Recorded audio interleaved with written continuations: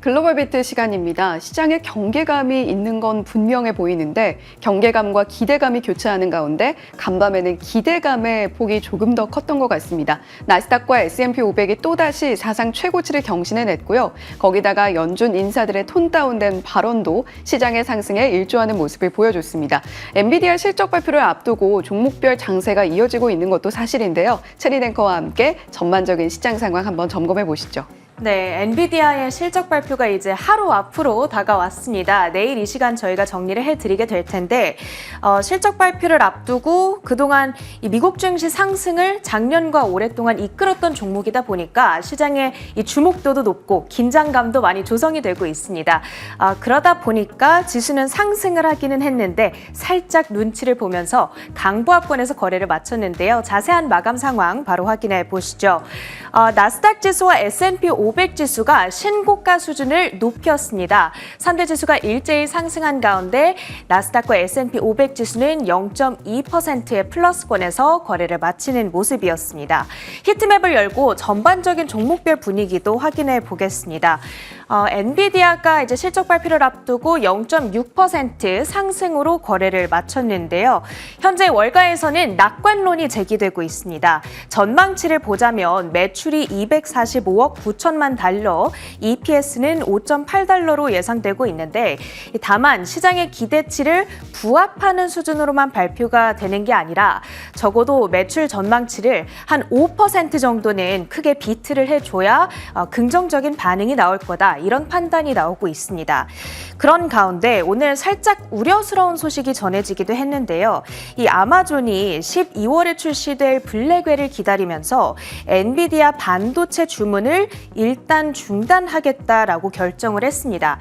이렇게 되면은 적어도 반년 동안은 아마존으로부터 주문이 없게 된다라는 것인데 아마존은 엔비디아의 최대 고객사 가운데 하나이다 보니까 이 매출 공백에 대한 우려감이 조금은 나오고 있습니다. 그래도 오늘 주가는 이렇게 오름세를 나타내는 모습이었고요. 조금 하반기 동안 매출에 타격이 있을지는 지켜봐야겠습니다. 이 마이크론 소식도 좀 살펴볼 텐데요. 오늘 CT 측에서 탑픽주로 선정해주는 이슈가 있었습니다. 이 반도체 산업 업사이클의 최대 수혜주가 될 거다. 이런 의견을 내비쳤고 특히 D램 칩 계약 가격의 상승세에 주목을 했고요. 이 목표가는 $150 정도로 제시를 했습니다. 지금보다 17% 정도의 업사이드를 제시하고 있습니다. 시총 1위 마이크로소프트 소식도 살펴보겠습니다. 연례 개발자 회의인 빌드가 이제 현재 시간 23일까지 3일 동안 열리게 되는데요. 이 자리에서 오늘 MS의 클라우드 서비스죠. 애저 AI에 얼마 전 공개됐던 GPT-4O를 탑재하겠다라고 이야기를 했습니다. 그 외에도 자사의 챗봇 코파일럿과 관련한 다양한 업데이트가 공개됐는데요. 여기에 대한 기대감과 함께 주가는 0.9% 가까운 상승세로 연출이 됐습니다. 애플 소식도 확인해 보겠습니다. 지난 3월 유럽연합이 반독점법을 근거로 애플에 2조 7천억 원 상당의 과징금을 부과했던 바가 있었죠. 음악 스트리밍 시장 앱 내에서의 독점적인 지위를 남용했다. 그로 하여금 스포티파이로 하여금 이 월 구독료를 강제로 인상시키게끔 만들었다. 이런 점들이 문제가 됐던 건데요. 애플이 오늘 이 과징금 결정에 대한 소송을 제기를 했습니다. 이 승소를 하게 될 경우 전 세계 연간 매출액의 0.5%에 달하는 과징금을 피하게 될 수도 있겠는데요. 결과는 쭉 지켜봐야겠죠. 이 소식에 따라 주가는 0.7% 오름세를 나타냈습니다. 구글 소식도 확인해 보겠습니다. 이번에 새롭게 공개한 기능이죠. AI 오버뷰에 광고를 게재하겠다라고 얘기를 했습니다. AI 오버뷰는 마치 챗 GPT와 비슷합니다. 이 검색을 하면은 다양한 시각 자료도 보여주고 출처도 보여주고 하는 검색 서비스인데요. 한 칸에 스폰서드 섹션을 만들어서 광고를 보여주겠다라는 겁니다. 지난 분기에 이 구글의 광고 매출이 두 자릿수 성장세를 보여줬던 바가 있었는데 이를 통해 지속적인 광고 매출 증대 효과를 볼 수 있을지 지켜봐야겠습니다. 구글의 주가는 오늘 0.6% 2% 오름세를 나타냈습니다. 그런가 하면 오늘 이미 소비재 섹터에서 아주 환하게 초록불을 켜지고 있는 종목이 바로 테슬라가 되겠습니다. 무려 6%의 급등세로 진행이 됐는데요. 두 가지 주요 이슈가 있었습니다. 이 주주연합이 머스크 CEO의 보상 패키지에 반대하고 있다, 이런 소식이 있었는데 주가를 움직였던 것은 그보다는 이 소식이었습니다. 현재 테슬라는 미국 라스베이거스에서 열리는 ACT 엑스포에 참가하고 있는데요. 이 자리에서 지난 수년간 딜레이됐던 세미트럭에 대한 업데이트를 발표를 해줬습니다. 2026년 인도를 목표로 네바다에 공장을 짓고 있고 이 목표 캐파시티는 연간 5만 대다라고 밝혔습니다. 그 외에도 이 전기 트럭에 대한 세부 스펙들을 좀 공개를 해줬는데 2017년 전기 트럭을 처음 머스크 CEO가 데뷔했던 이후로 몇 년 동안이나 딜레이가 됐던 터라 조금 더 기대감이 유입이 된 것 같습니다. 6%대 급등하면서 186달러 선의 종가를 형성하고 있습니다. 그 밖의 특징주들도 확인해 볼 텐데요. 첫 번째로는 칩 제조 장비 업체 램 리서치 보겠습니다. 오늘 이사회가 100억 달러 규모의 자사주 매입 그리고 10대 1 주식 분할을 승인해줬다라는 소식이 있었는데요. 이에 따라서 주가는 2%대의 오름세로 연출이 됐고요. 사이버 보안 업체 팔로알토 네트워크스 실적 발표 이후의 움직임을 나타냈습니다. 3분기 기대를 웃도는 실적을 공개했고 그런데 현 분기 이 매출 총액에 대한 전망치가 팩트셋 집계치와 정확히 부합하는 수준으로 발표가 됐습니다. 그러면서 주가는 3.7% 급락세를 나타냈습니다. 다음으로는 제약업체인 아스트라제네카인데요. 2030년까지 총 매출액을 800억 달러 찍겠다라고 얘기를 했습니다. 2023년 매출과 비교했을 때 약 75% 점프된 수준인데요. 여기에 대한 기대감에 따라서 오늘 주가는 2.7%의 급등으로 진행이 됐고요. 마지막으로는 중국의 전기차 업체인 샤오펑입니다. 1분기 매출 비트가 나왔고 2분기 인도량이 전년 대비 25%에서 최대 38% 늘어날 것으로 전망을 했습니다. 그러면서 주가는 오늘 5.9% 급등 마감을 지었습니다. 이렇게 간밤 전해졌던 미국 증시 특징주들 정리해드렸고요. 계속해서 주요 외신 헤드라인은 혜은 앵커가 이어갑니다. 네, 내일 이 시간이면 엔비디아 실적 이 시간에 전해드릴 수 있을 것 같습니다. 그를 앞두고 엔비디아의 실적을 우려하는 여러 가지 시선들을 교차를 하고 있는데요. 간밤에는 아마존발 이슈가 있었습니다. 파이낸셜 타임즈의 보도로 시작된 엔비디아를 바라보는 불안감, 장 마감에는 그럼에도 불구하고 엔비디아 다시 힘을 내줬는데요. 이왕이면 다홍치마를 선호하는 아마존입니다. 조금 더 좋은 칩을 우리가 받고 싶다라는 의지를 표명을 했던 아마존인데 엔비디아는 에어포켓, 그러니까 더 좋은 제품을 나타내기까지, 더 좋은 제품을 납품하기까지의 공백기를 좀 우려하는 목소리가 커지고 있습니다. 자세한 내용 함께 살펴보시죠. 파이낸셜 타임즈가 현지 시간 21일 아마존의 클라우드 서비스 부문인 아마존 웹 서비스가 엔비디아의 최신 슈퍼칩 주문을 중단했다고 전했습니다. 아마존은 지난 8월 출시된 엔비디아의 그레이스 호퍼 슈퍼칩에 대한 주문은 완전히 전환했고 이를 후속 제품인 그레이스 블랙웰로 대체했다고 밝혔습니다. 엔비디아는 기존 호퍼칩이 고객사에 전달되기 시작한 지 불과 1년 만인 지난 3월 차세대 블랙웰 칩을 공개한 바 있습니다. 이와 관련해 파이낸셜 타임즈는 반 엔비디아 전선에선 업체들이 소프트웨어 플랫폼에도 함께 도전하고 있다며 오픈 AI는 2019년 AI 앱을 위한 소프트웨어 트리톤을 개발했고 여기에 메타, 마이크로소프트, 구글 등이 힘을 실고 있지만 엔비디아의 쿠다 플랫폼을 따라잡는 데는 많은 시간이 소요될 것으로 전망했습니다. 엔비디아는 사실 AI 최신 칩으로 우리가 많이 알고 있습니다만 소프트웨어 플랫폼인 쿠다로도 명성을 떨치고 있습니다. 그 양쪽에서 모두 매출이 나오고 있는 것인데 아마존의 이러한 전환 소식은 엔비디아의 슈퍼칩에 대한 매출의 불안감을 조금 늘리게 되는 것이죠. 자, 그렇다면 지금 현재 최신 칩이 발표되기 직전 최신 칩이 H100입니다. H100의 주요 고객들을 살펴보게 되면 메타와 마이크로소프트가 가장 큰 고객이라고 할 수 있겠고요. 그 다음이 구글과 아마존, 오라클 등이 쌍벽을 이루고 있습니다. 자, 이런 상황 속에서 엔비디아의 H100의 리드 타임도 저희가 체크를 해볼 필요가 있는데요. 다음 장 살펴보시면 지난해 말 기준으로 엔비디아 H100의 리드 타임, 그러니까 H100이 고객사에 납품되기까지 기다리는 시간이 23주에서 52주까지 집계가 된 바 있습니다. 그 리드 타임이 상당히 들었음에도 불구하고 여전한 수요를 보여주고 있다라는 분석이 나오고 있고요. 아마존이 이렇게 전환을 한 것 자체는 굉장한 불안감으로 작용을 할 수 있으나 그럼에도 불구하고 아마존이 다음 칩을 차라리 빨리 받아보는 것이 낫겠다라는 판단은 H100에 대한 여전한 수요를 반증한다라는 이야기도 나오고 있습니다. 다음 장 살펴보시면 엔비디아는 서버향 매출도 상당히 큰데요.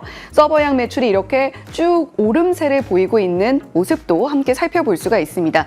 엔비디아뿐만이 아니라 다른 AI 칩 관련한 업체들도 서버향 매출이 계속해서 급등세를 보여주고 있는데 내일 실적 발표에는 어떤 모습이 나타내게 될지 궁금해지고요. 자, 엔비디아, 아마존 관련 소식이 들려온 이후에 이렇게 급락세를 보여주다가 그럼에도 불구하고 정말 빠른 회복 탄력성을 보여줬습니다. 결국에 0.6%가량 상승하는 흐름까지도 만들어줬던 엔비디아인데 실적 발표를 앞두고 여전히 경계감보다는 기대감이 큰 분위기입니다. 자, 어떻게 될지 내일 이 시간에 더욱더 궁금증을 갖고 한번 지켜보시면 좋겠고요. 두 번째 헤드라인으로 이어가 보겠습니다.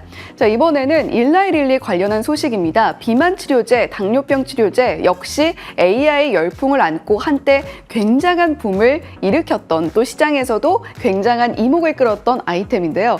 이번에는 일라이 릴리가 중심 잡기에 나섰습니다.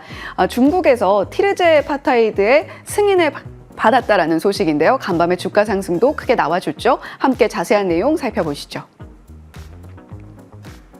일라이 릴리가 자사의 당뇨병 치료제 티르제파타이드가 중국 규제 당국으로부터 승인을 받아 주요 아시아 시장에서 덴마크 경쟁사인 노보노디스크와 치열한 경쟁을 벌이고 있다고 밝혔습니다.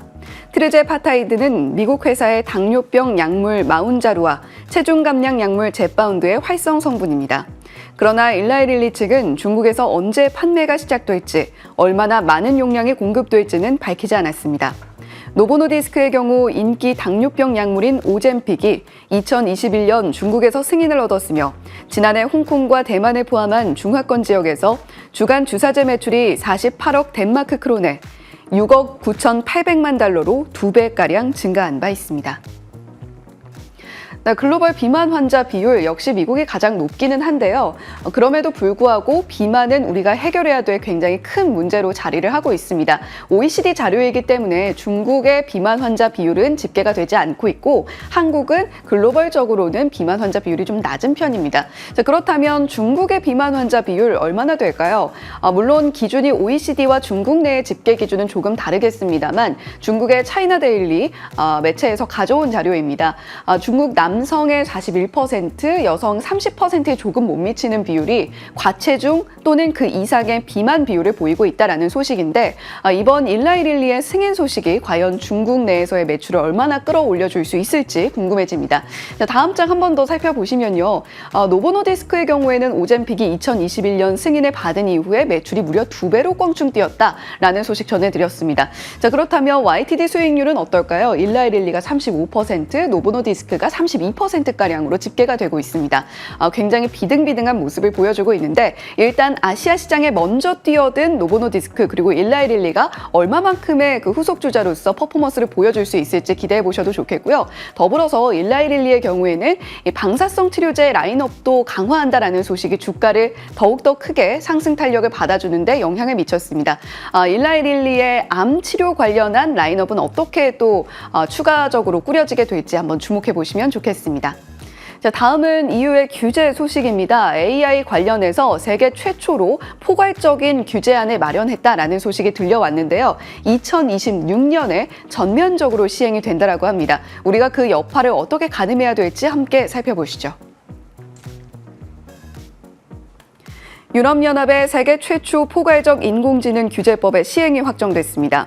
EU 교통통신에너지이사회는 현지 시간 21일 벨기에 브뤼셀에서 열린 회의에서 AI법을 최종 승인했다고 밝혔습니다.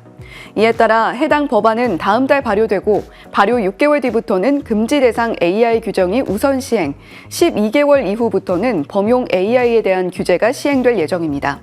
전면 시행은 2026년 중반 이후입니다. AI 활용 위험도를 4단계로 나눠 차등 규제하는 EU의 AI 규제법은 가장 높은 고위험 등급으로 의료, 교육 등 공공서비스, 선거, 핵심 인프라, 자율주행 AI 기술 등을 제시하고 있습니다. 네, 이렇게 EU뿐만이 아니라 AI를 규제하려는 움직임은 세계 각국에서 골고루 나온 바가 있습니다. 빨간색으로 표시한 것이 중국에서 AI 규제 관련한 움직임을 보였던 때고요. 2021년, 2023년 작년이 해당이 됩니다. 그리고 EU에서는 꾸준하게 그리고 가장 먼저 AI 규제를 시행하겠다라고 밝히기도 했는데요. 2018년을 시작으로 2021년 그리고 2024년에 본격적으로 이렇게 또 신호를 알렸습니다. 미국도 마찬가지고요. 그렇다면 EU가 제시하고 있는 AI 규제 4단계 분류안은 어떨까? 앞서서 고위험군에 대해서는 말씀을 드린 바가 있습니다. 여기가 하이리스크 구간이고요. 그리고 아예 사용할 수 없는 AI 기능도 있습니다. 예를 들어서 인종이라던가 개별적인 성격을 AI가 직접 분류를 해서 판단을 내리는 그러한 부분들은 아예 EU 내에서는 금지가 된다라는 부분도 참고해 보시면 좋겠고요. 애플 관련한 소식은 앞서서 체린 앵커가 전해준 바 있습니다. AI 관련 규제 소식은 아닙니다만 EU가 이렇게 규제 칼날을 가다듬고 있다는 부분 포인트 삼아 보시면 좋겠고요. 더불어서 오픈 AI 관련해서도 이 스칼렛 요한슨 배우죠. 어벤져스에도 등장을 했던 배우인데 이 스칼렛 요한슨의 목소리를 무단으로 사용했다라는 소식과 관련해서 성명문을 낸 바가 있습니다. 이 소식도 어떻게 흘러가게 될지 계속해서 추이 지켜보시면 좋겠습니다. 자, 마지막으로 유가와 금, 비트코인 가격 함께 살펴보시죠. 트럼프 후보가 선거 기부금을 비트코인으로 받겠다라는 이야기를 또 간밤에 내놓은 바가 있습니다. 하지만 간밤엔 역시 이더리움의 가격이 훨씬 더 크게 뛰는 모습을 보여줬고요. 무려 10% 넘는 급등세를 나타냈습니다. 금 가격은 사상 최고치 터치를 하고 나서 이제 차익 실현 매물이 좀 나오고 있고요. 2,426달러 선에서 거래되고 있다. 그리고 구리 가격은 여전한 오름세 보이고 있다는 점도 참고해 보시면 좋겠습니다. 글로벌 비트 전해드렸습니다.